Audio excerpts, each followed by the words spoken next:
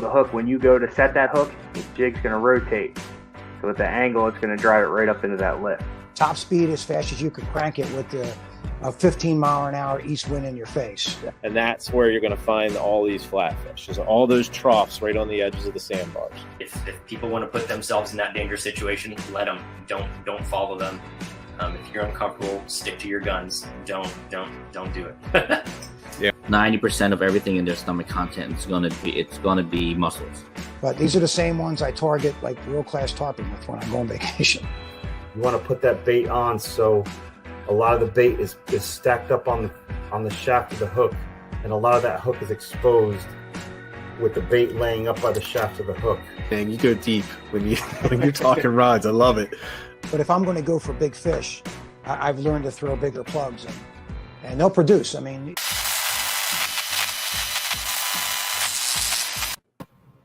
Hello, everybody. Welcome to Fat Dad Fishing Show. My name is Rich, and I'm here with co-host Ed. Ed, how you doing tonight?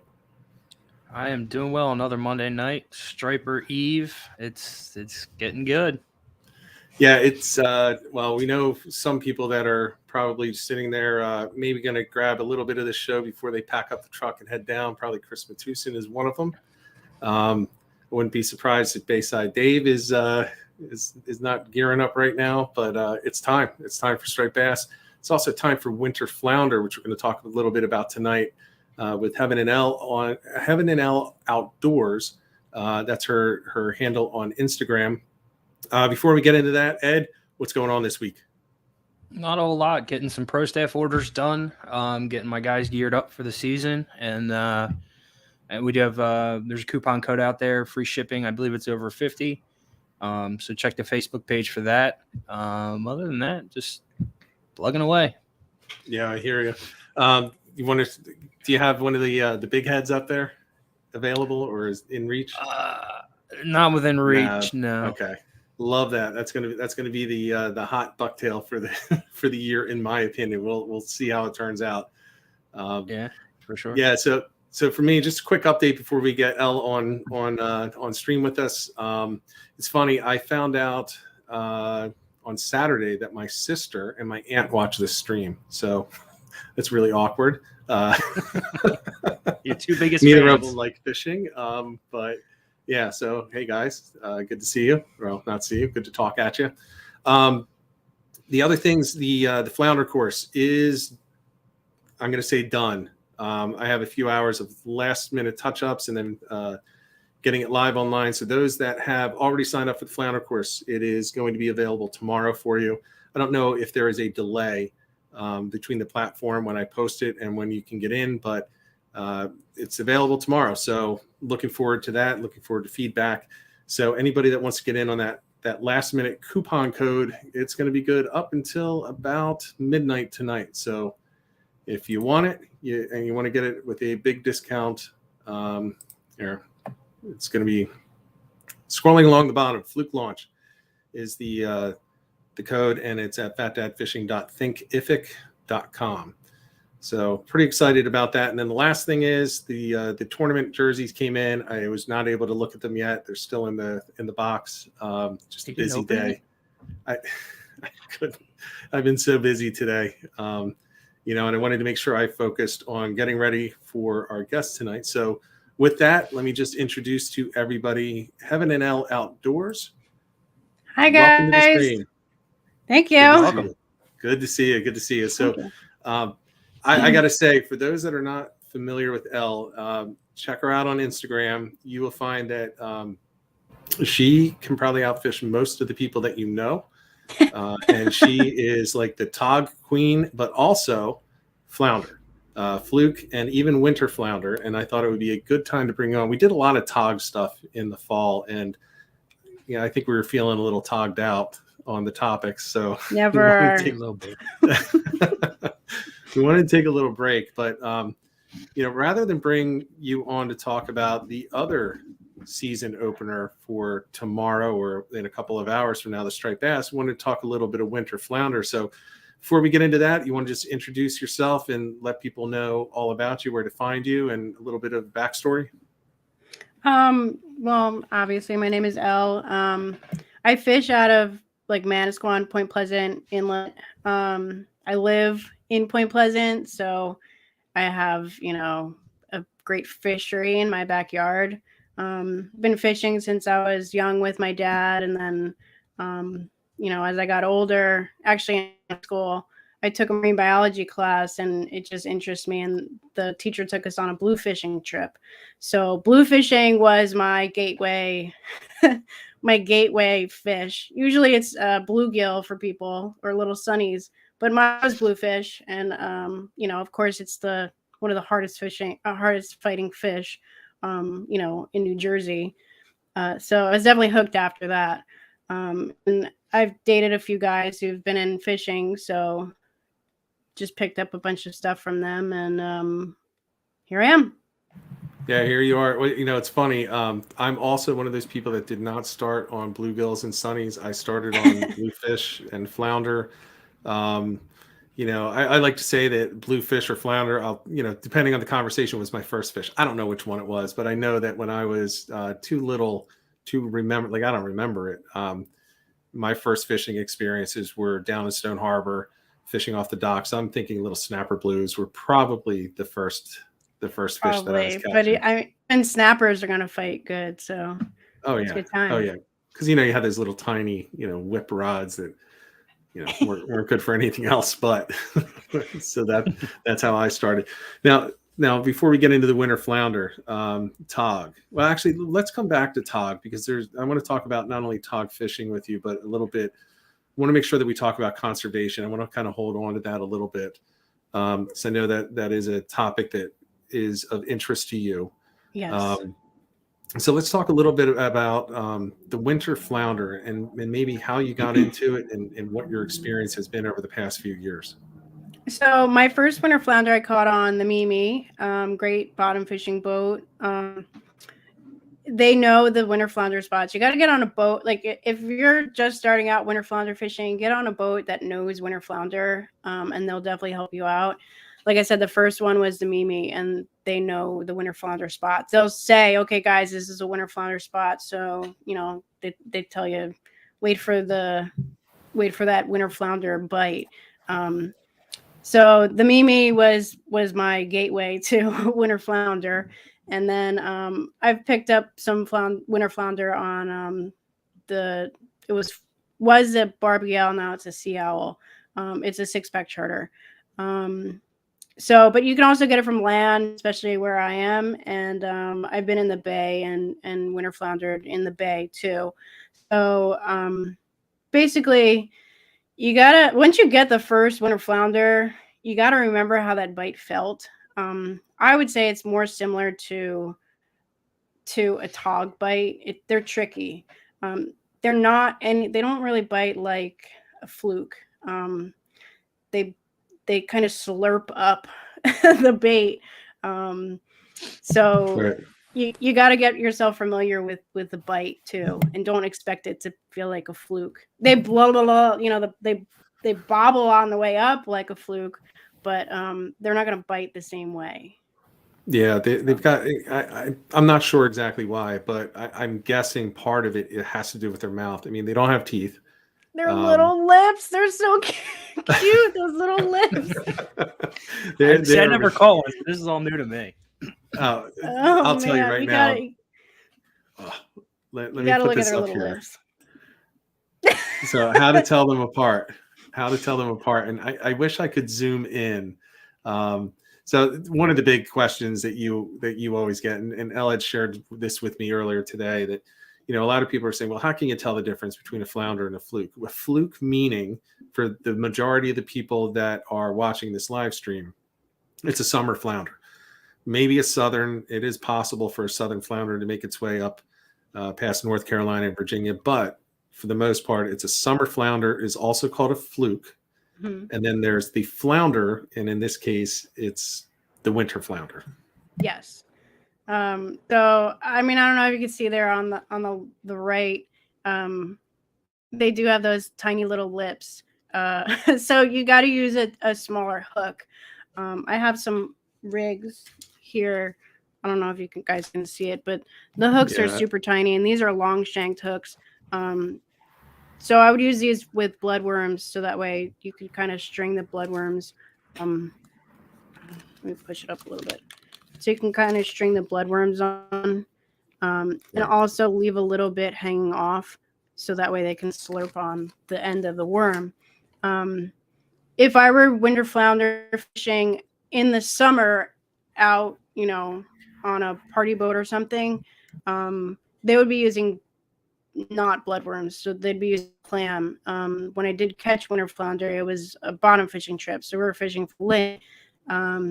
So clam, and actually they were like, the secret is it would be like this little skinny strip of clam plus a gulp, and because you're on a bottom fishing trip and other people are also fishing with bait, it's kind of almost chumming the bottom. So if you're lifting up your weight and the sinker hits the sand, and it kind of like makes the particles kind of chum up, and you're essentially chumming the bottom with your sinker, because if you just let it sit there, you really want to get that bottom churned up, so that way they kind of go in a little feeding frenzy. Yeah, but and that, go ahead. Go ahead. I was gonna say, back to the picture. If you look at their mouths, that is the best way for me anyway to explain to people what the difference is. A lot of people say, well, just look at it, and if it faces the left, it's a fluke, and if it faces the right, it's a flounder. I'm like, I'm not looking at their eyeballs, okay? You can pretty clearly see in the picture they have different mouths. The other thing is, when you pick it up, a fluke is extremely slippery.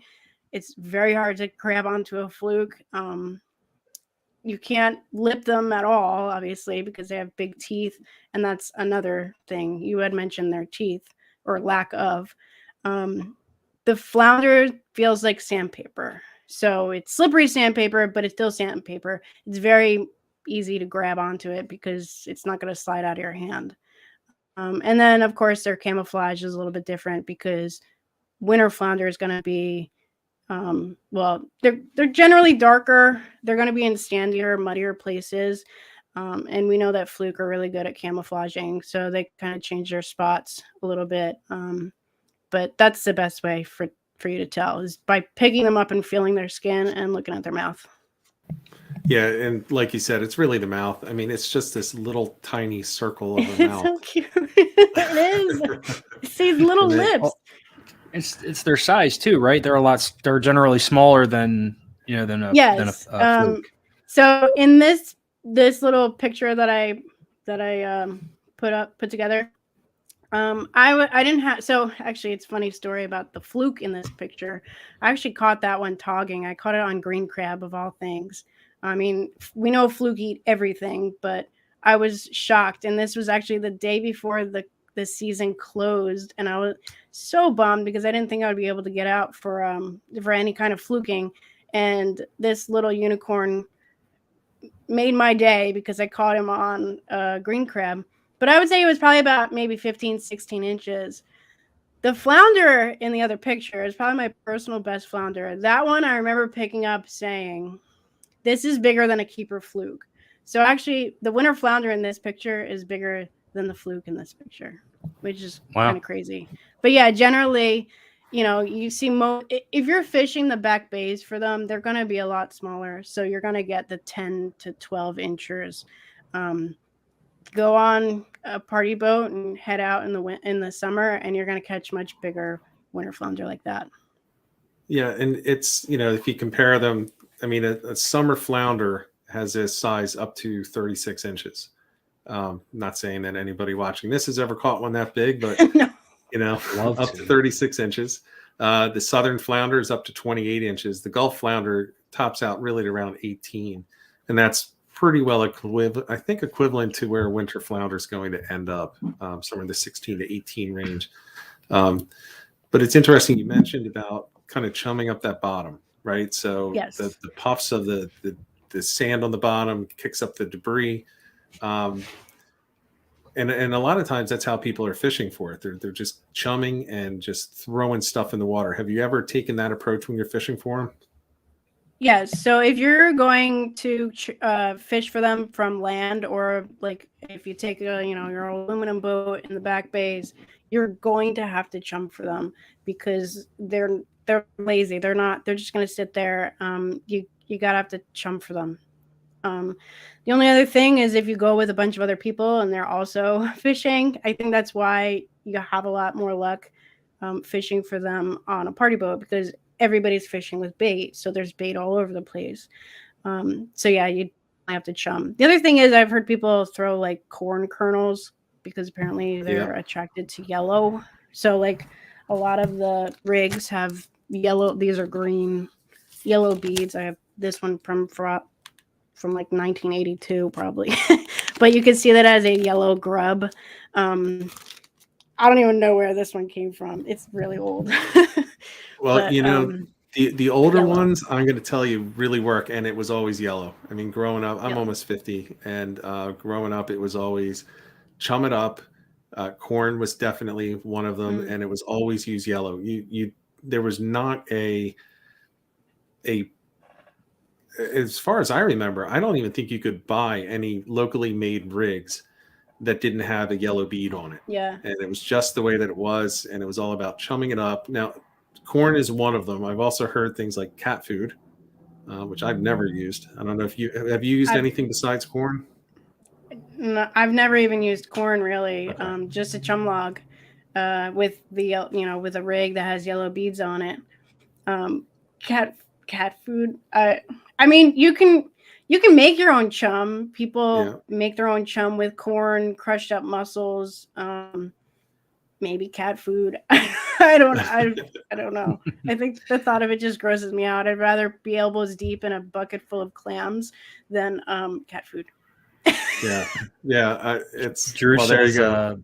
A big plunger. Yeah. Yes, I've heard of that method, the plunger. Yeah. I forget who it was. It was way back in the day. The guy would drag big chains. He wouldn't anchor, but he'd drag chains by his boat, and he would just drift, and it would just be churning it up, and which didn't make a lot of sense to me because he's going. I guess it was churning it up behind the boat, and the current was then pushing it back under him. He swore by it. He had these big, long. I think he had something like 6 feet of chain on the end of like 3 ropes, and he just throw them one off the front and one off at each spring line, and just drag it down the way. But yeah, I've heard of cat food, which I honestly I wouldn't do that. Rabbit food, Drew was saying in the chat, and he would know. He's a good winter flounder fisherman. Actually, Andrew, I've heard about you, and I think I had messaged him on Facebook one time. I had taken a picture down near the Queen Mary of the sunset, and his son and his friend were on a boat. They were striper fishing, and they were catching all the schoolies they could find. And I was watching them and wishing I had a boat at that point. I swam out there and jumped on with them because it was striper after striper there. I mean, they were little, but yeah, see, he says yes, see. Yeah. But he's also pointing out that you used to take 1-inch yellow Mr. Twister grubs and soak them in clam the night before. And I have still from 25 years ago these yellow soft plastics that we used to use, and we would soak them in. I think we would soak them in squid juice in the containers of squid. I never used clam back in the day. I do now, but it's all about chumming it up and getting the scent in the water. I mean, now you could use that finessence oil too. Procure, I have everything now. Finesse, yeah, exactly. What's it called? Finesse or finessence? I can never say it. I don't know. I use Procure. I have some somewhere. It's the stuff they use in plug bait. Yes. Yep. It's the same exact stuff they use on plug bait. Yep. Okay. I've thought of using plug bait for winter flounder. I mean, just because it is soaked in that finessence oil. What do you say? Fin oil. Sure. Yeah. You can buy the bottle of oil. Yeah. I mean, I have a bunch of plug bait, so I thought maybe I would try it out. Everything eats that, so. finesse. Yes. Oh, I am saying I it can right. run my left Fin hand. There you go.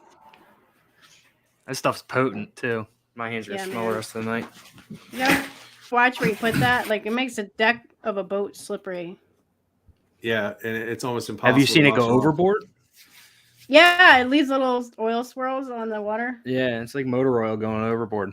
It probably isn't very good for the environment. Yeah, well, yeah, it probably isn't. Actually, I think it is real cheddar oil, though, right? I thought it was It's made by a natural. seafood company. Well, so it smells like cheddar, but it's not necessarily. It's probably got a bunch of other stuff ground into it. No, Yeah, it so says non-polluting. okay. Oh, good. Well, yeah, that is Always good. good So, so let's go before we jump ahead. So, what size hooks are you using? You know, for summer flounder, Ed and I had talked about this. I'm typically using a 4/0 and up, mainly because of the size of the baits. What are you using when you're talking about winter flounder? For summer flounder, I use anywhere between, for Fluke, I use anywhere between 3 and 5, which I get a lot of crap for because a lot of people like a bigger hook. But I obviously catch plenty on smaller hooks. These say number 2. So I would say, I mean, these are very specifically, they're made for winter flounder. These don't have a size on it. Number 2, I mean, when you go to get a flounder rig, they're pretty much all the same size. I also have these Eagle Claw. They say 2.0. So you want, I would say, anything smaller than a 3.0 hook because, as you can see, they have those tiny little lips. Even the big ones have tiny lips. Am I getting Yeah, I feel I'm a little bit fuzzy. You're fine. You're fine. So yeah, to your point, even the bigger ones, you put your thumb in there and it almost fills up their entire mouth. Yeah. I mean, I like I said, I would say anything less than 3.0, and I would even say that 3.0 is too big. However, I mean, when we're on those bottom fishing trips, fishing for ling, we're not changing out the hooks just for winter flounder. So we're also catching them on, a regular bait hook. I would guess between 3 and 4 on the bait hooks. So, and are you using the just smaller, the rigs? better. Are you using just rigs, or are you also using jigs? No, for the ling and bottom fishing and winter flounder, it's all bottom rigs. You want it to be on the bottom, so all rigs, all bait. Yeah, that was always my experience. I don't know. There was the question in the chat. Have you ever tried a bass spinnerbait or something different?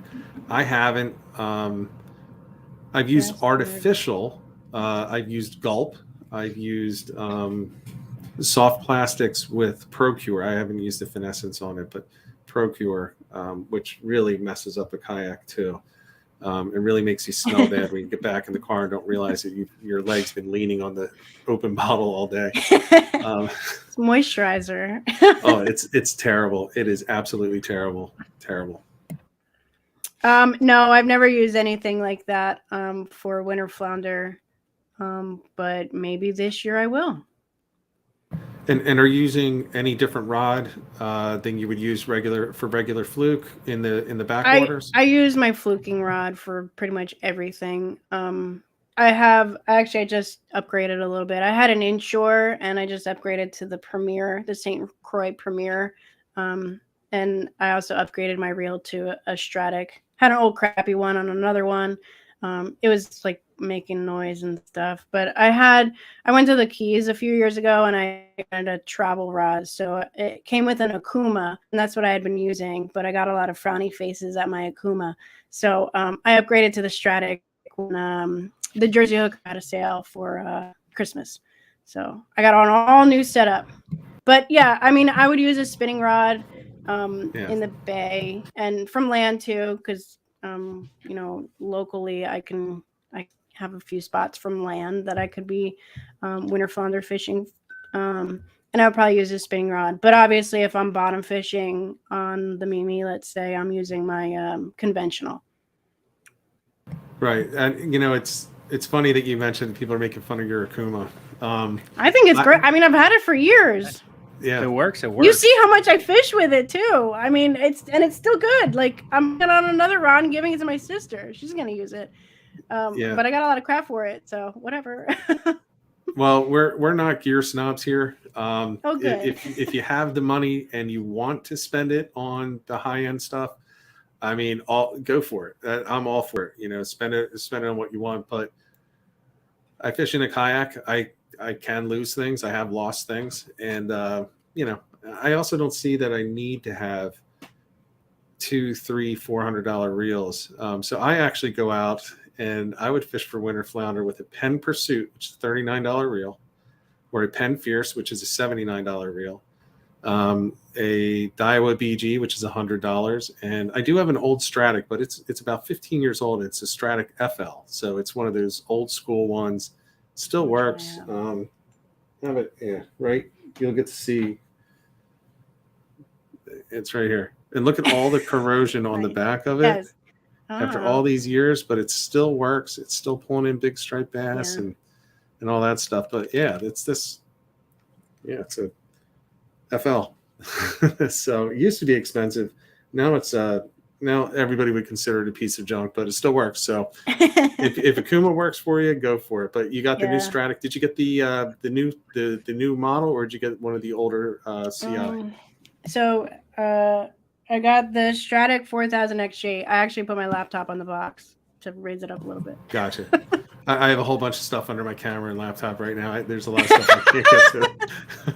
Good thing they can't see it.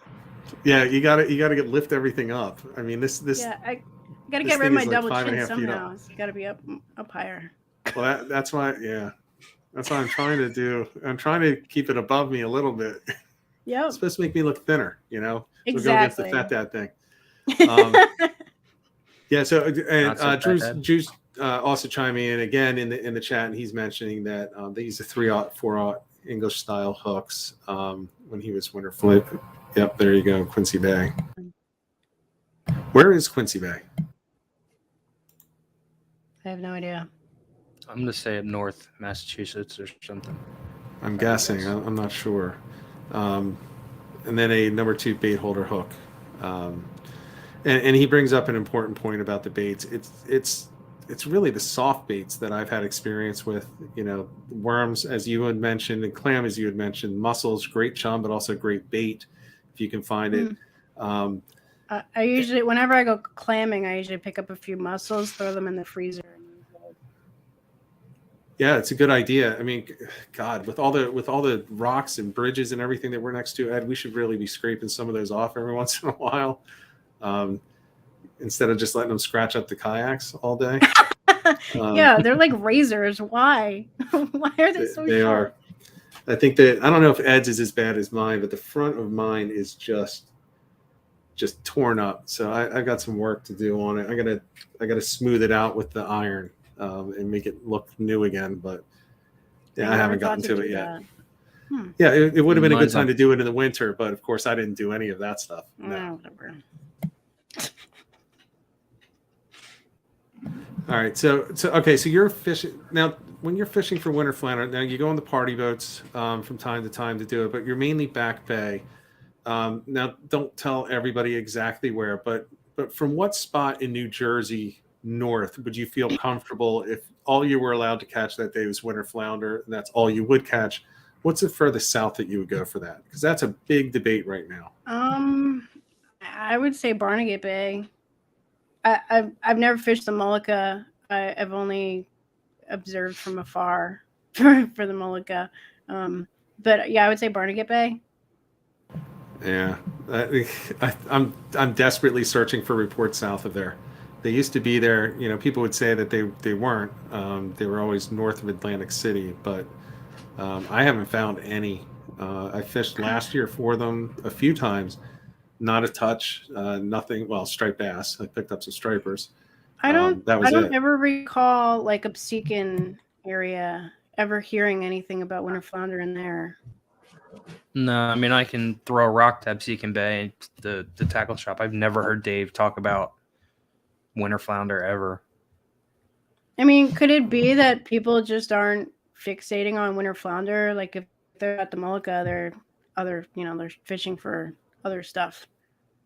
It's definitely a possibility. Yeah, I think it could be. I mean, you see that a lot.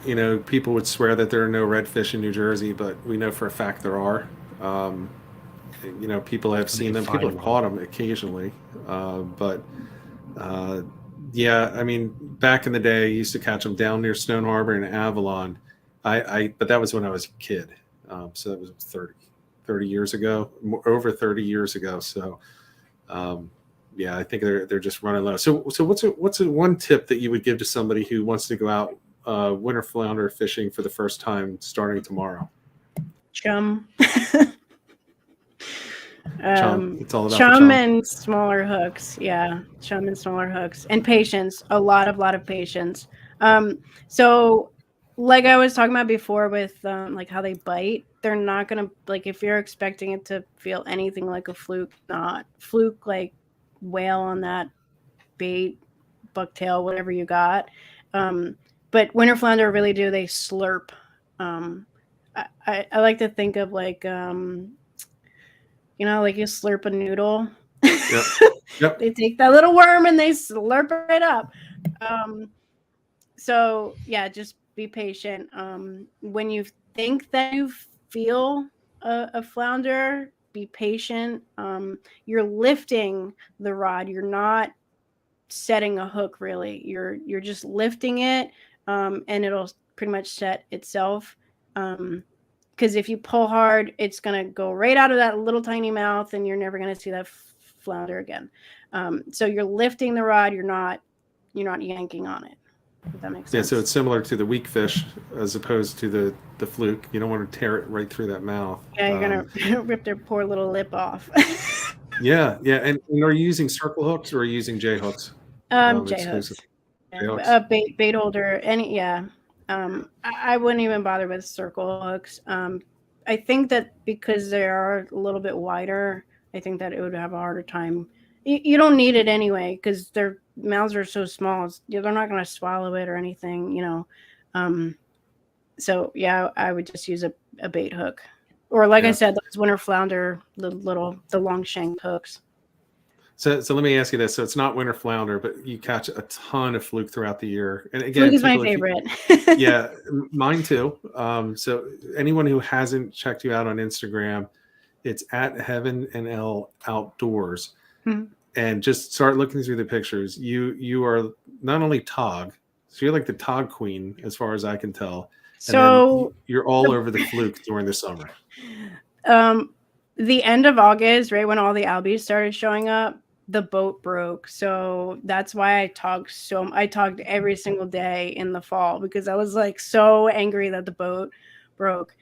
Because I could have been fluking, or there was mahi inshore. Like I could have been fishing for everything, and I was stuck on land. So the tog really saved my life this past fall.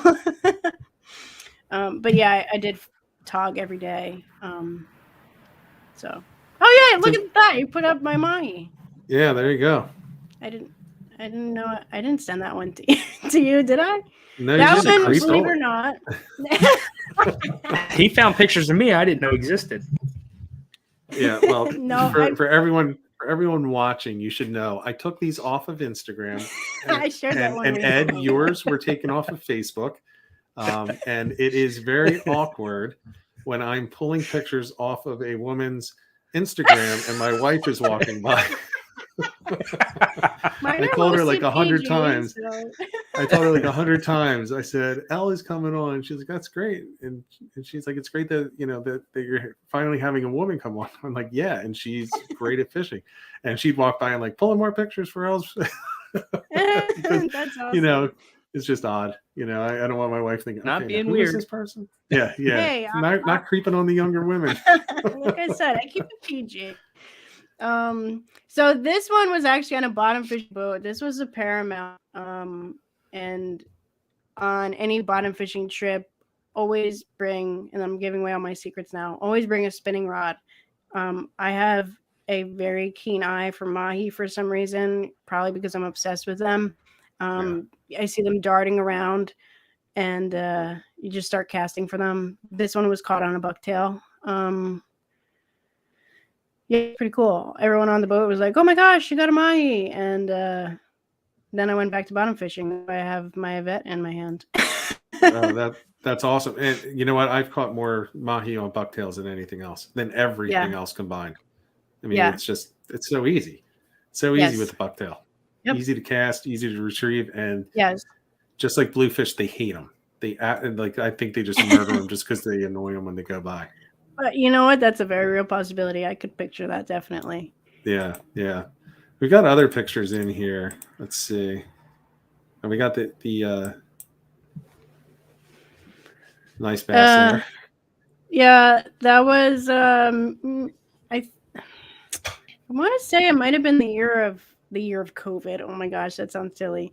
The year that COVID hit and everyone went into hiding and whatever.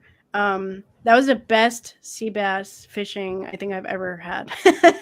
It was like dropping real sea bass inshore. So that was from that. I guess that was 2020, so a few years ago. Yeah. But this one was really pretty. You can see it's got that blue because it was spawning, and that nice bump on its head. And then the tog, that was one of the bigger ones that I caught this year. I would say probably in November, obviously from land. I'm sure you can all guess where. But don't give away my secret spots. It's not a secret anymore. Somebody told, and now it's inundated with people, which would bring us to our next topic, which would be tog conservation, which nobody ever talks about. Right. And I think it's an important one. We barely touched on it when Jim Hutchinson was on. I guess the marine fisheries, whatever, met today, but we don't have our seasons yet.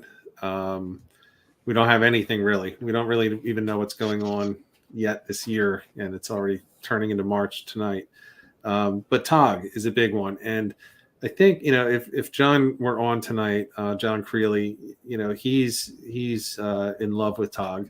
He thinks those ugly fish are the most beautiful fish in the world, and so he fishes for them a lot, and he continually says there are less fish and there are smaller fish every year, and I think that's what we're seeing now. I will tell you this: when Jim came on, I did some research on it, and it looks as though, if I recall correctly, and I should have brushed up on this, but if I recall, the tog stocks, according to the latest evaluation, are very strong north of New York, and they're declining in our area. But I'm not sure if I have that totally correct.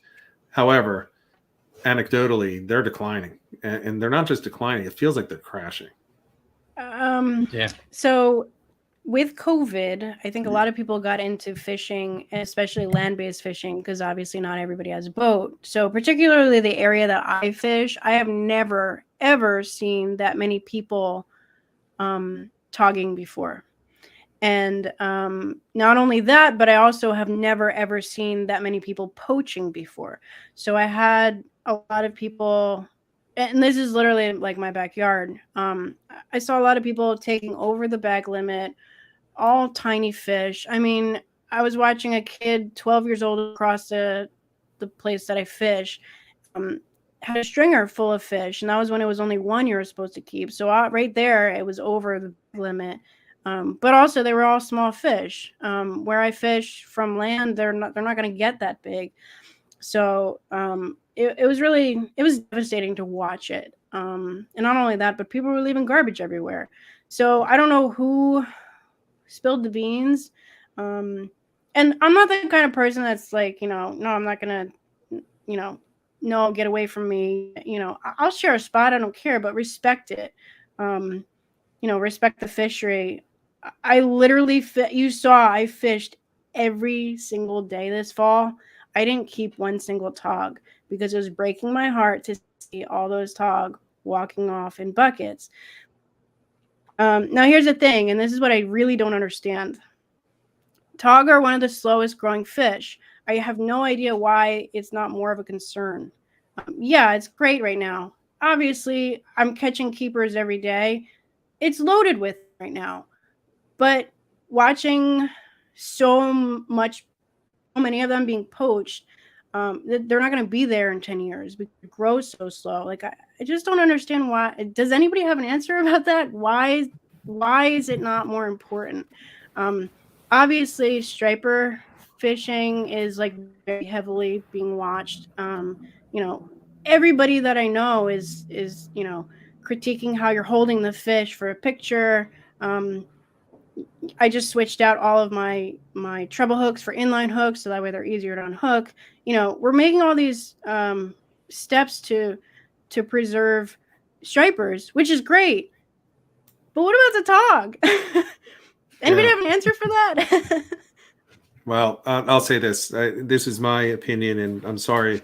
Well, I'm not sorry if it offends anybody. I think what you find a lot is a lot of the people online are virtue signaling one way or the other. And the way you hold it pisses me off when I see somebody catch a striped bass and they release it and people get on them because they didn't hold it properly, or they're surf fishing and some sand got on it. Yeah, sand's going to get on it. It is what it is. But it also pisses me off when it doesn't piss me off. It's sad then when the same people talk about how they just watched, for the third day in a row, this person that they recognize take 10 fish. It's like, well, call someone.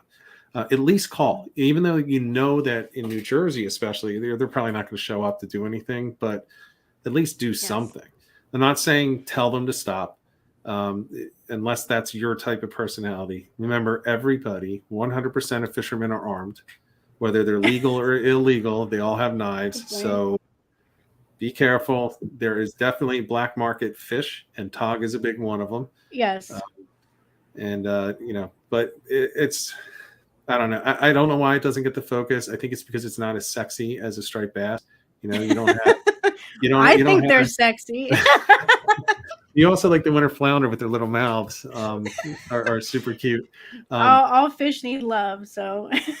Yeah, but they don't get up to 50 pounds. There's not that 50-pound mark that everybody's shooting for. And I tend to think you can hide when you're tog fishing. You're not really hiding when you're striped bass fishing if you're being successful. That's true, yeah. If you're tog fishing, you're probably sitting behind a rock. You're under a bridge. You're next to a dock or a seawall that nobody else is at. But if you're striped bass fishing, usually there are a lot of people there. And that's where I think you get the good behavior. And if you notice, all of the people, what was it? All those poachers in Raritan Bay, they were all caught at night.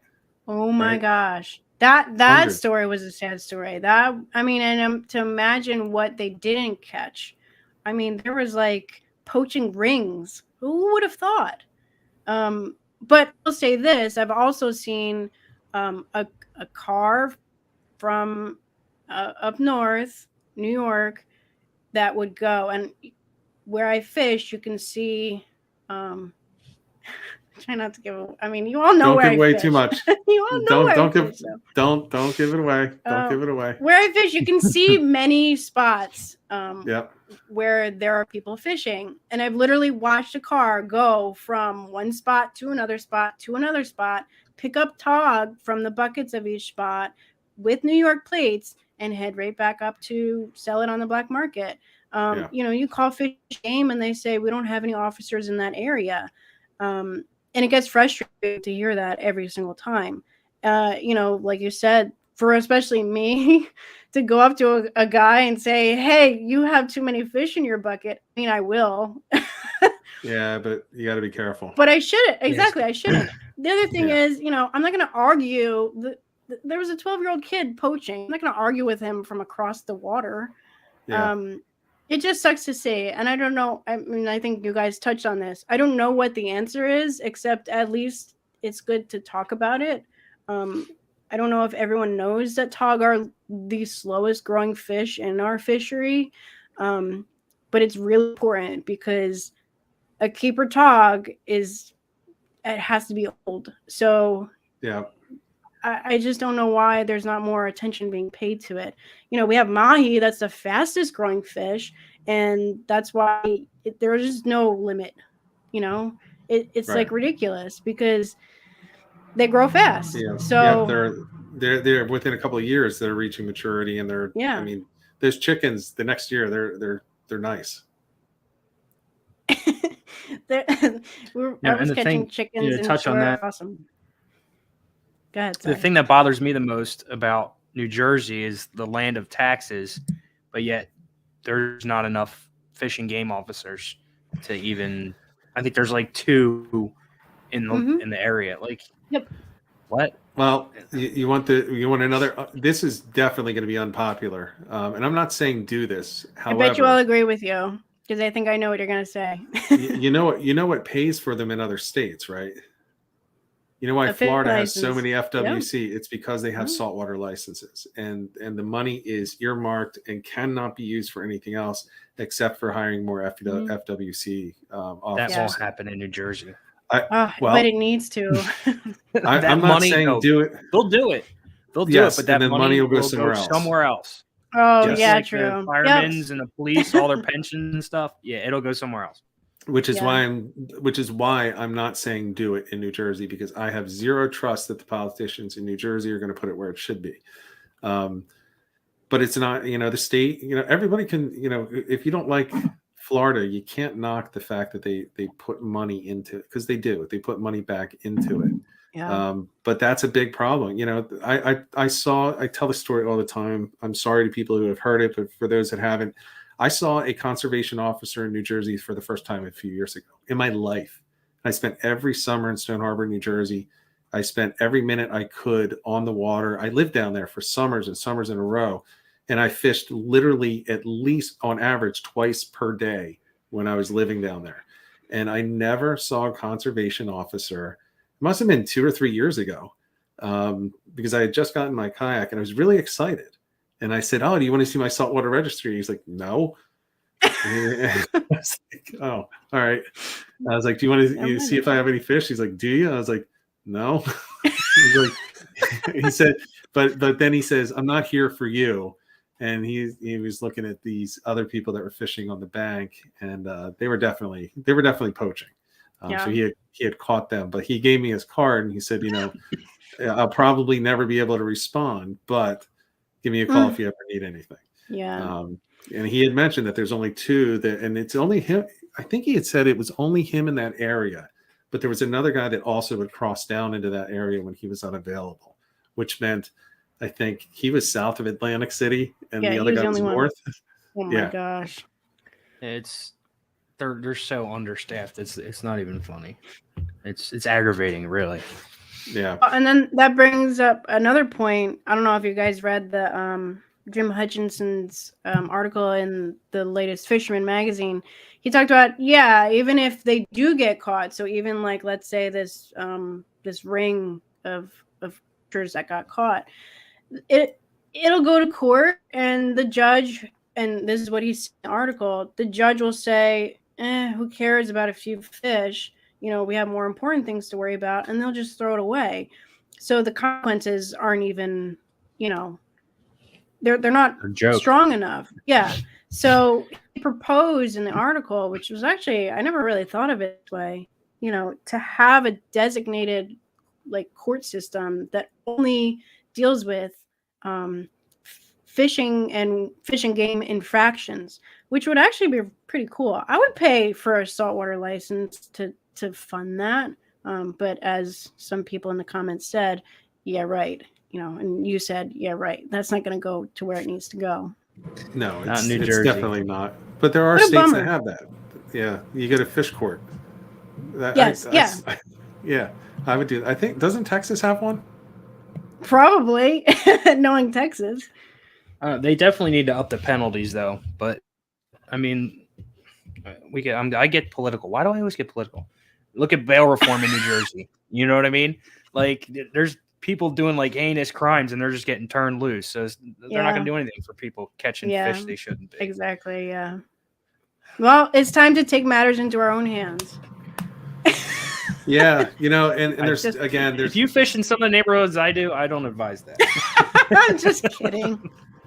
Yeah, I mean there are some things that you can do. I think go to meetings when the meetings are happening. sharing the outrage of people with bigger voices and make their big voices louder. Yeah. Like Jim has a big voice, and yeah. he doesn't hide it, but that doesn't mean that he has enough of a voice. So going to the meetings, participating in the meetings, the fishing license, I mean, you can talk about it, but I don't see that ever working out. And I'll just tell you that for this channel, Ed and I and John and a few other guys are going to be tagging a lot this year. You know what? I was going to bring that up because I also found it odd that most people, when they tag, what do they tag? They tag stripers because that's the focus. I don't recall ever seeing a tagged tog. And actually, it's funny that you brought it up, and it's not because of this conversation, but on a live stream that I was watching the other night, they were talking about tagging, and I actually just joined the Littoral Society tagging program yesterday. So I want to tag some tog and some fluke. That'd be kind of fun too, because I feel like the focus is on stripers. It is. I'm not tagging striper. And not because I wouldn't. It's just you need to focus, right? Because it does cost money to do this. Every fish you tag, you're paying for. So I'm tagging tog and fluke this year. Yeah. And I think John was striper and fluke. Ed, I don't know if you're going to tag or not. I'll throw you some tags. But I like to eat them though. Maybe little guys I'll tag. Well, yeah, you say that, but you throw back a lot of fish. And it's not like you're keeping every keeper. So no, nothing wrong with eating fish if they're legal. That's the way I look at it. But I was thinking of doing. Look, this is not a huge channel with not millions of viewers or anything. But we're thinking about pulling together something as a contest for catch and release photos every month, just to kind of incentivize people. Just say it's just a small way to say, hey, thanks.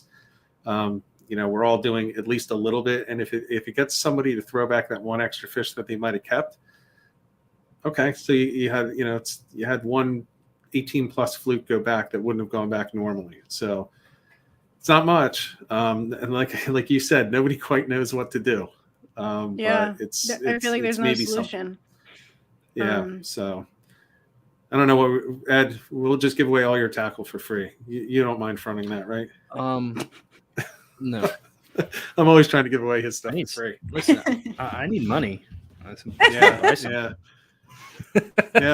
I guess when that's paying the bills, it's a little bit difficult. But we have talked. Ed and I and John have talked about doing something.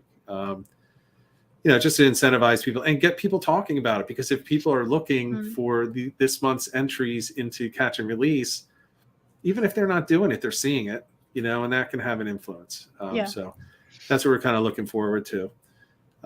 So we talked about winter flounder, and there's probably more that we could talk about, but here we go. It's fishing season again in just a few hours, 3 hours now. Yep. What are you also going to be doing for the spring? So I'll be striper fishing tonight. Checking out the winter flounder from land. And then once the bluefish blitz start, I'm not sleeping. I got a good spot for some decent sized ones down south if you want to head down there. Oh yeah. There was some last year crazy for the bluefish. I was on the phone chain, and I got a phone call, and I was down there in 4 minutes, and there were some big ones mixed in. And actually, the bluefish, I don't know if down near you, but the bluefish stuck around for a long time, which was kind of not typical. Everything stuck around. I feel like last year's fishing was great, but I still fear. Yeah, I still fear for the future for it, because I think quadruple the amount of people are fishing now than before COVID. So yeah. Well, Drew's got some very local spots to you for jumbo land-based bluefish that I guess he's willing to share with you. They're probably the same spots. They might be. You may bump into him when you're out there. Probably. The place that I bumped into him before, I think. Okay. Yeah, I've never bumped into him yet. I keep telling him I'm trying. I'm also trying to get him to come on. I'm trying to get him to come on sometime. He'd be. Oh man, you got to do it. You got to do it. He hasn't answered yet, He's a unless wealth he of answered tonight. knowledge. Yeah, exactly. I've been watching him, and he's one of those guys where if he posts even an answer to somebody else's question, you read it. It's like, I see it. Andrew Sokol, posted this response, and I'm like, well, what was it? I'm clicking on that, and I'm going through Facebook, I'm reading the whole thread, and I'm like, and the real answer is, there it is. And I read his comment, like, all right, just learned something. So, so striped bass. Now, I don't see you with a lot of pictures of striped bass. Oh my is gosh, it one of your favorite? No, I'm my least favorite fish to target. Me too. Dare I say, I almost hate striper fishing. Me too. I've always said that you're either a striper fisherman. You're either a striper fisherman or you fish for everything else. It's hard to do both. I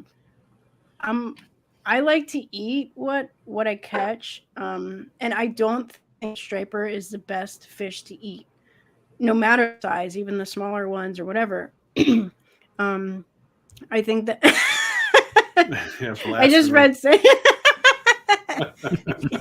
yeah. Listen, I'm going striper fishing tonight, so maybe I'll redeem myself a little bit.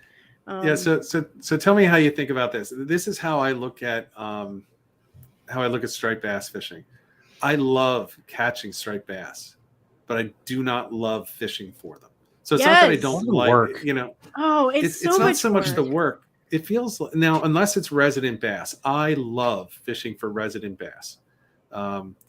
It's the migratory schools. I can't. It's just so much luck in there. Yeah. You got these guys, and it annoys me. You got these guys. You suck. You only caught schoolies. It's like, yeah, a school of schoolies came by. What do you want me to do? Yeah. I had the most fun last year catching schoolies. Little tiny topwater spook. They are a lot of fun. I just can't fall in love with the fishing for migratory striped bass.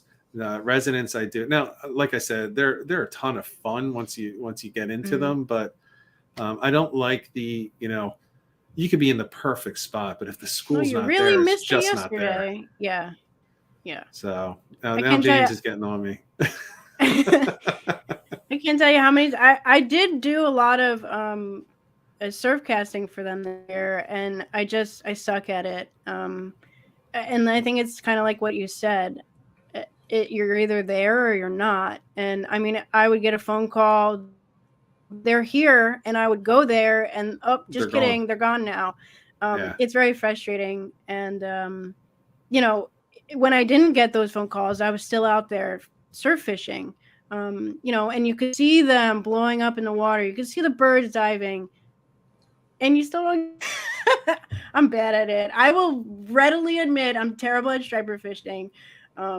It's a work in progress. That's like my, the thing that I know that I need to work on is striper fishing. So maybe my luck will change at midnight tonight. Yeah, well, definitely good luck to you. And like I said, I don't love it. It's not that I don't. I think I said I don't like it. I do. I really like striped bass fishing. I don't love it. I love fluke fishing. I love shark fishing, tuna. It's usually Ed saying it's too much work. We're gonna get Ed one of those scooters so he can ride around on the beach someday. I'm not that old. Come on. I'm not a surf guy. I'm not a surf guy. I love catching them from the boat or from the kayak, but surf, it's not me.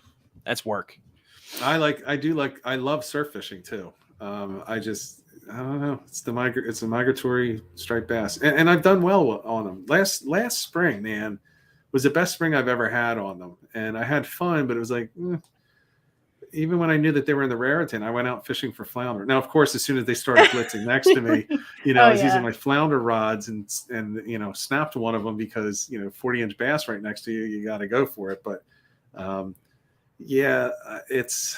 And Andrew puts the point in there. Shark fishing is 6 hours of boredom followed by 20 minutes of excitement. That is absolutely true. But I love shark fishing. I've always loved shark fishing. Man, I'd rather swim with a shark than catch one. Get off the boat. I don't want any teeth near me. I'll be swimming with them over fishing for them. Sharking is not my thing. It's amazing. It's amazing when they come up to the boat. It's amazing. Dan's got a good one. Spanish mackerel in the surf. Never seen them in the surf. Yeah, I don't think so. I mean, close to the surf. I think the last Spanish mackerel I've seen was on a blue fishing party boat up off the hook. And I mean, we were pretty close, but it was still, a good mile. I don't see catching. Although, were there some in the inlet? Yeah, I don't know. You hear rumors and you don't know if they're true or not. Apparently, every single fish ever invented was in the inlet this year. So. Who knows? Yeah, so I'll say this: I have caught them in the surf. Will you just let me ramble on about it? And you're already going in this. I wanted to get for that. I wanted to get your experience with it because I'm not going to say that I would ever go and target them in the surf because I don't think there are that many around up here. It's not like down in Florida where you just go out and you're looking for Spanish right off the beach. So yeah, you can catch them, but I think if it was put in there in the inlets, I think you're much more likely to catch them near shore and inshore when you're in an inlet rather than in the surf. It's just, I don't think there's just enough numbers up here. But I would look for them when the water's warmer, probably October-ish, maybe September, probably October is when I would be looking for them personally. That's when I've seen it was September. But apparently a lot of people in the comments have caught them from the surf. I'm just a loser. I've never caught anything like that from the surf. I've never heard of them in the surf. I've always seen them a mile or two off. Yeah, I mean, so Andrew's saying there's a lot more than I think. Absolutely possible. So I love surf fishing, but I am not a surf fisherman. I never have been. I grew up offshore. That is literally, I spent most of my life offshore, not even inshore or near shore. I'm talking 20 plus miles offshore. Wow. So it was big gator blues. It was tuna, shark, mahi. That was essentially what it was. And then when the weather was bad, it was flounder, or fluke. And that was pretty much it. So, then I started kayak fishing. And then I got my own boat and then sold the boat. And then I started surf fishing, and before that I would only surf fish when we brought the kids to the beach and I wanted to fish. So that was it. So it was only so I could keep fishing. Right. And I fished right where the kids were. So I wasn't looking for the good spots because I couldn't. I was staying near my 3-year-old daughter. So yeah, I will admit I am not a surf fisherman. I have not been. I love it, but I'm just, it's just not where I have a lot of experience. Yeah, I prefer a boat too. I love boats. I love the kayak even more, though. I'm glad that I have that instead of a boat right now. Now, when I get older, don't say anything, Ed. When I get older, I'm going to eventually need to go back to a boat because as long as I got a spot in the boat, I don't care. Yeah, you'll have a spot. You guys will both have a spot in the boat if you want it. Pedaling around for 10, 15, 20 miles in a day can get pretty I don't taxing. think I can do that. That's not you could. Me. It's really not. I guarantee you could. The question is, do you want to? No. Yeah. That's the thing. I'll say this. If you ever get the opportunity to try it, to get a pedal drive or fish out of a pedal drive kayak, take the opportunity and try it because you'd be surprised yourself. Yeah, I know I should, but I think I'd rather swim. Pedal drives are easy though. It's the paddles that are really tough, and that's what I spent 20 years fishing out of. So I thought it was fine after that much time. It was like, that's not a big deal. You learn how to do it. Then I get in this thing right across the room here, and I start pedaling. I'm like, oh my God, this is ridiculous. Like you don't even break a sweat unless you're going against a really strong current in an inlet. No, you just cruise around. Yeah, it's great. We'll have to talk to John and see if he can join us in one of the. He's got a new kayak coming in, so he'll have an extra pedal. So we'll have to ask John. He's gonna have a salty. You're loaning John's kayak out to everybody, ain't you? Well, that was James. That was James, not me. You could rent it out. James Flynn. Yeah, I don't have an extra kayak. I'm not like John. John's the one with all the I'd like to gear and get- all the expensive stuff. I'd like to get a second one, but nah. Yeah, I keep telling my wife we'll get a second one. She's like, in that case, I'll just go buy this. I'm like, damn it. I want to put the money towards another kayak. She's like, oh, because I keep saying so that you'll go with me. She's like, I'm not going, so I'll just buy this instead. I'm like, all right. Do they make tandem foot pedal kayaks? Yes, that's for getting They divorced do. twice as fast. Yep. Never kayak in a tandem with your significant other. Never. Oh, They're like Canoes are even divorce sketchy. machines. I think divorce attorneys rent them out. I mean, it is, you never want to get in a kayak. I would say even a canoe with a What? spouse or Oh. significant other. Canoe? Oh, I Canoes are prefer even canoe sketchy. over anything. No, I'm much better at a canoe than a kayak. I don't That's know a good why. way to These fight. kayaks now are they're so much different than what people envision a kayak being. Like I'm 5'10", 230. I can stand in my kayak no problem and be stable. So it's way different than the tippy kayaks that everybody thinks. You see you go down the rapids and stuff. The guys are flipping, and it's a totally different thing. Yeah, it's worth a try. It's definitely worth a try, especially in the summer. Oh my God, it's great. You're just out there and you can literally just jump right out, get in the water and jump right back I in. would like it for clamming. That yeah, It would be I good need for that clamming. for clamming. Because my arms are sore paddling out, paddling back, and also raking up the clams all day. Forget See, with it. the pedal kayak, you don't have to do that. You just pedal and you eat a sandwich and drink. I guess a soda. I gotta get a pedal kayak now. I can Yeah, eat while I'm pedaling. You didn't tell me this. You should have led with this. I should have led with hands-free that. other than your rudder. Yeah, I mean, whenever. So, I know I've been out with John when we did this. No, it wasn't John. I think maybe it was Randy. We were out there, and I started getting hungry. I'm like, it's time to move. And he just kind of looks at me. I'm like, I'm hungry.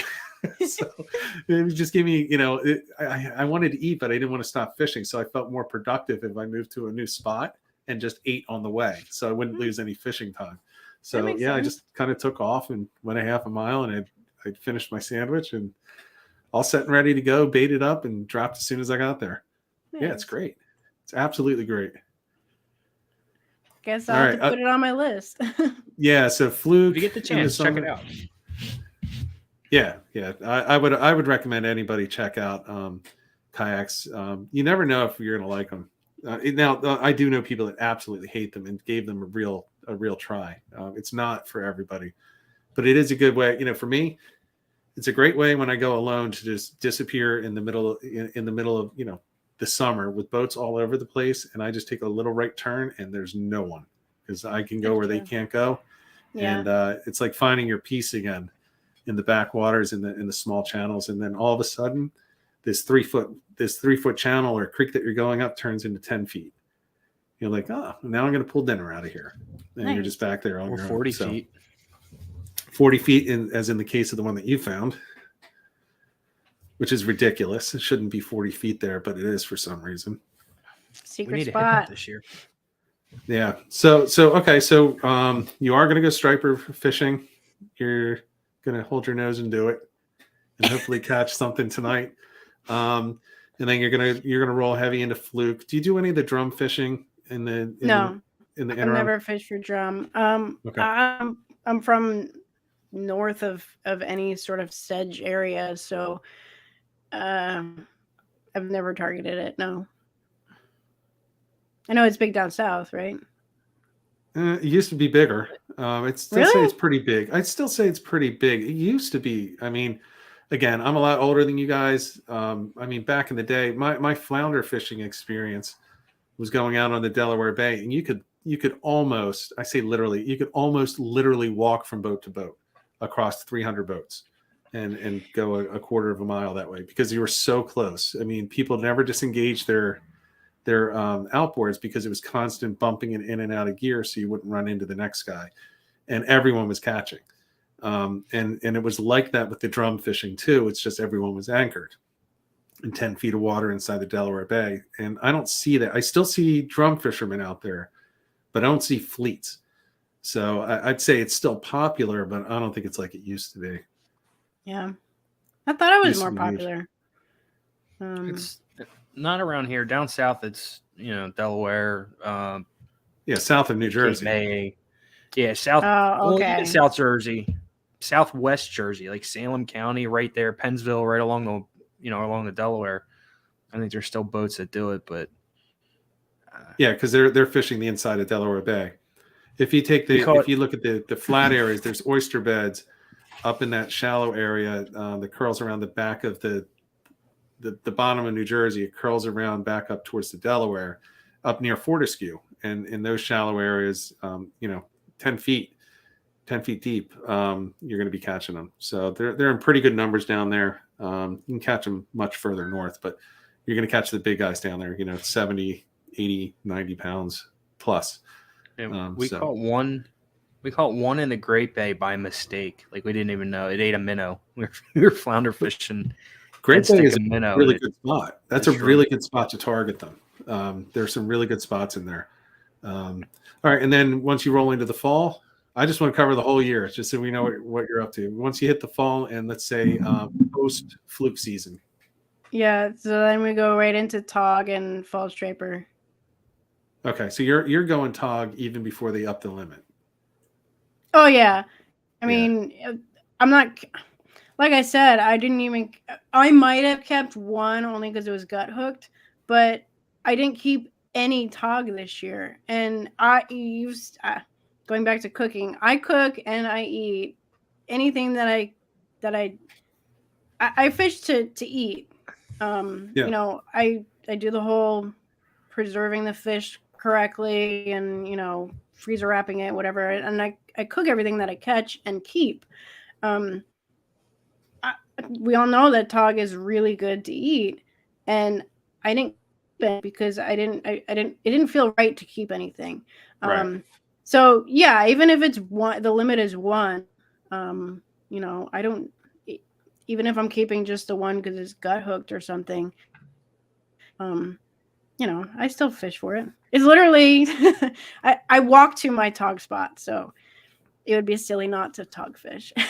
Yeah, well, that would be nice. I don't have that experience. I can't do that unless I walk for a couple of days from Pennsylvania. So, all right, and then the winter you're rolling just tog all the way through up until until it gets too cold. Actually, this year I've never seen that many tog, that big of tog, in the place that I fish, into the new year. It's almost like. I mean, people were messaging me and they're like, "You're still catching them?" I fished on Christmas morning, either Christmas Eve morning or Christmas morning, but it was Christmas time, and I caught a keeper tog, and people were amazed. Basically, we were talking about it, and a lot of people think that they just became kind of like resident tog. They never moved out into the deeper water. Like I said, this year the fishing has been so different. Plentiful fishing, and again, I'm still worried about the fishery. Yeah, because of so many people. But yeah, I fished until Christmas. Well, I was catching them. We were catching them in the backwaters from the kayaks all the way up, right up until Christmas. I don't think I took the kayak out after that for tog. Maybe I did. When was that? No, that was our last trip. So it was around the 20th or the 15th of December, something like that. So it was getting close. It was before Christmas. Yeah.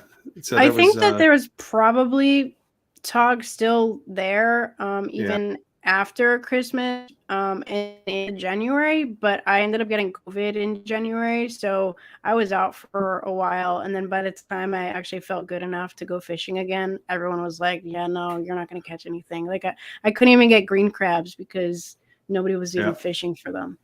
That's where you got to go to the freezer and get those sand fleas and hope that they. I got sand fleas in the freezer. I should have. Yep. Actually, did I? I think I might have tried frozen shrimp or something, but they didn't want that. Yeah, it was an emergency. Shrimp works well. It'll work. What does John say? Cooked frozen shrimp or something? Yeah. I'd use raw. See, raw comes off real easy.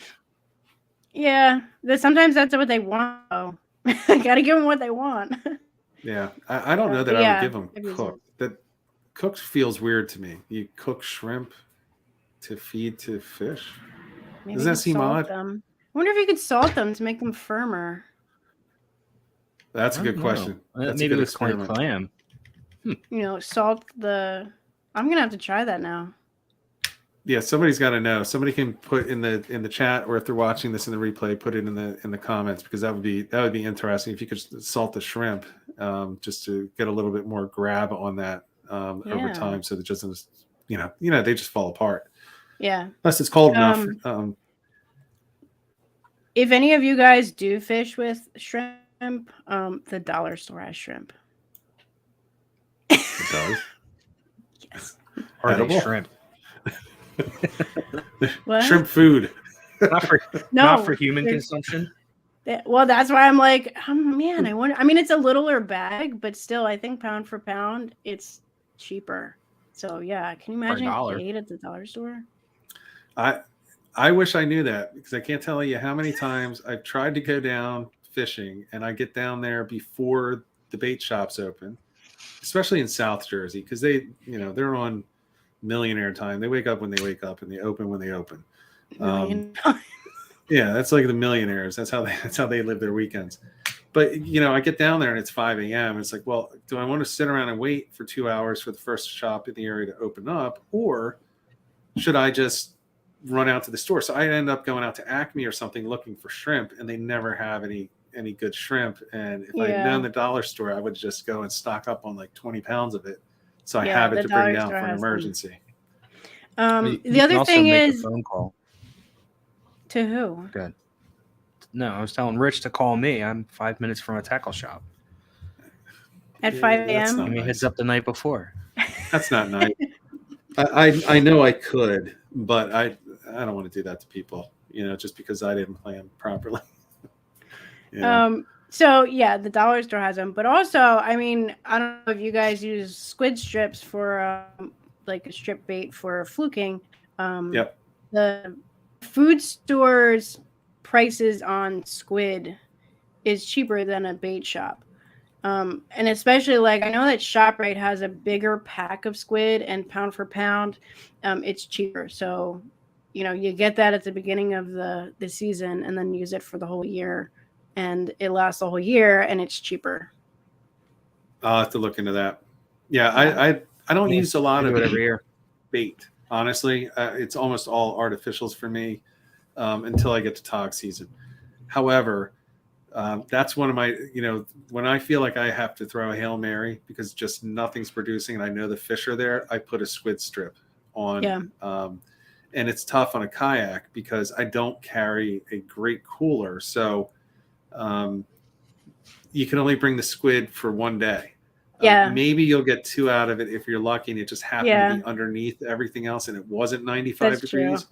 Yeah. So you bring one tube or cut it up and bring half a tube, but I get it.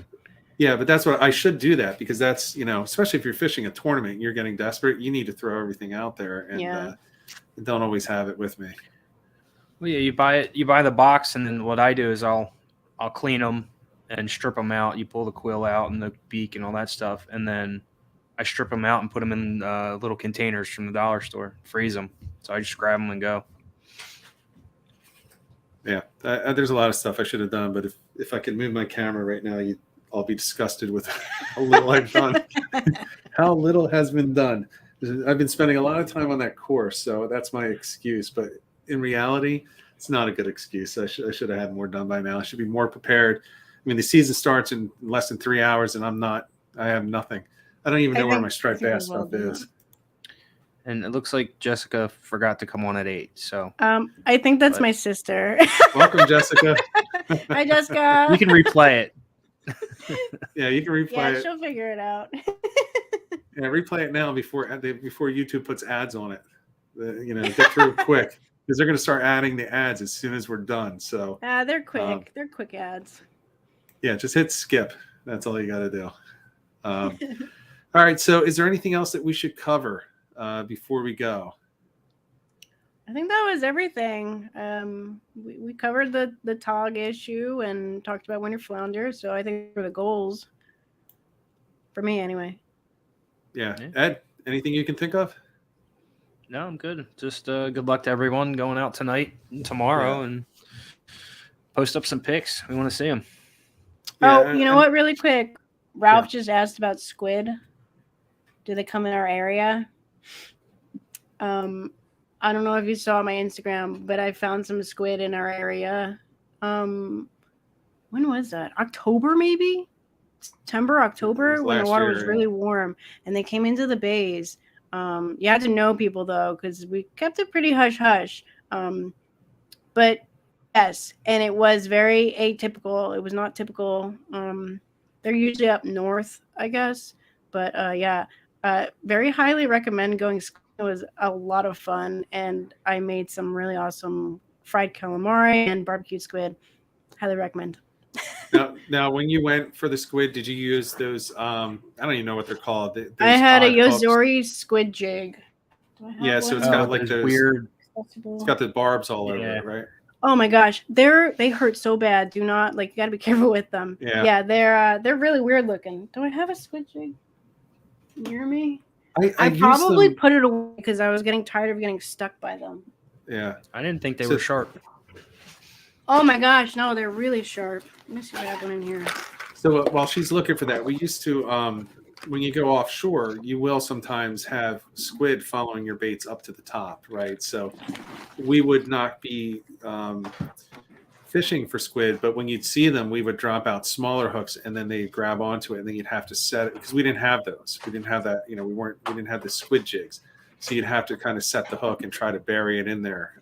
Sometimes you use a sabiki, but getting a sabiki down 120 feet is kind of difficult. You got to put a big weight on it. But yeah, I mean, I'll tell you what, Andrew's saying that, in one of the inlets there was squid the past fall. So maybe it's the same place that Elle is thinking of, but I would love to be able to go squid fishing. It looks like so much fun. I actually watch a YouTube channel where this guy goes squid fishing all the time. And I just have so much fun just watching him. Like, man, that is awesome. He just jumps in his kayak and he's just catching squid, and they're big.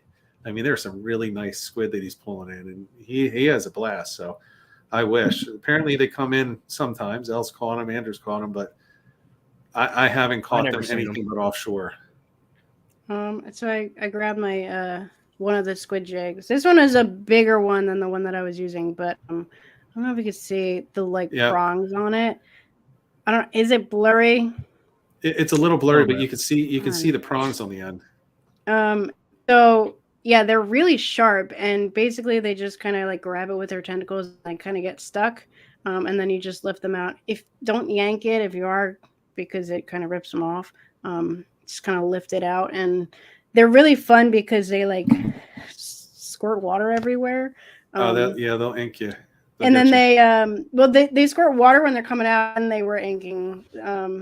But they also change color. They're super cool colors. Even when I was preparing them to cook them and eat them, cutting them up, even though they were dead, they're still changing colors. It's really cool. Now, were you fishing for them at night with lights? I was fishing for them at night. I didn't need lights. They were everywhere. Gotcha. Yeah. Wow. Actually, I think the jig that I had might have been glow in the dark, but it didn't really glow that much because there was no lights around. So right. I don't think it really mattered. But I did have a smaller one than this one. This one is kind of big. And so if that happens next year, would you send me a text? If, so I could join you out there? That would be fun. You got to keep it hush hush. I'll keep it hush. I won't say a word. I won't even tell Ed. There's so many people. Yeah. Some friend you are. I won't tell Ed until after. Then I'll send him all the pictures. They stuck around for a while. As Andrew said, they were there for almost the whole month, I want to say. I only went a few nights. After a while, I was like, I'm tired of eating squid. Yeah. It was almost too much squid. And I didn't want to take everything, I mean, people were walking away with bucketfuls, and I was like, just take what you can eat for now, yeah. That's a lot of calamari and marinara. Yeah. So what I did was whatever I had and I couldn't eat frozen, I'll use it for bait. Which maybe that was what people were doing. They were trying to get bait. Because they were kind of a pain in the butt to clean. There's some really cool YouTube videos, on how to clean it. So it was a lot of fun. That would be cool. That would be cool. I wish that was a very good question about that, Ralph. I wish I had been there. I wish someday, hopefully I'll find it. So all right, James and I are moving. We're moving to New Jersey eventually. Oh, good. Well, everyone's moving out of New Jersey. Rich. I told you can live in the loft. Yeah. With my wife and 2 dogs. And when the kids visit, they can just sleep on the floor with the dogs. There you go. Perfect. Yeah. Simple. It's kind of perfect for the fishermen. I'm fine with it. So buy a camper. Get a camper. Yeah, I should do that. I'm gonna be Cousin Eddie out in front of your house, Ed. That's gonna be me. I got something to tell you after this. Yeah, wait till we're off air for that. Wait till we're off air. All right, so let's. We're getting about time. We're getting close to an hour and a half. I want to say thank you to everybody for tuning in, and let you know that next week we have Northeast Jig Company coming on. So and I'll tell you, that's a tough one to get because they are extremely busy. So they're going to be coming on. We're going to talk about jigs, jig fishing, and the soft plastic specifically that you might want to be stocking up for the different seasons that are coming up, including striped bass, including if you're going for weak fish, Fluke, which is definitely a big soft plastic, even though people think it's only gulp, which I guess technically is a soft plastic, but you can catch them on these Northeast products as well. So that'll be a good one coming up. I have one that I can't quite announce yet. It is confirmed though, which is going to be really, really cool. And I did want to address one question that was in the chat, and Elle wanted to ask you to answer as well. Is anyone going to the Atlantic City Boat Show this weekend? Elle, are you heading down?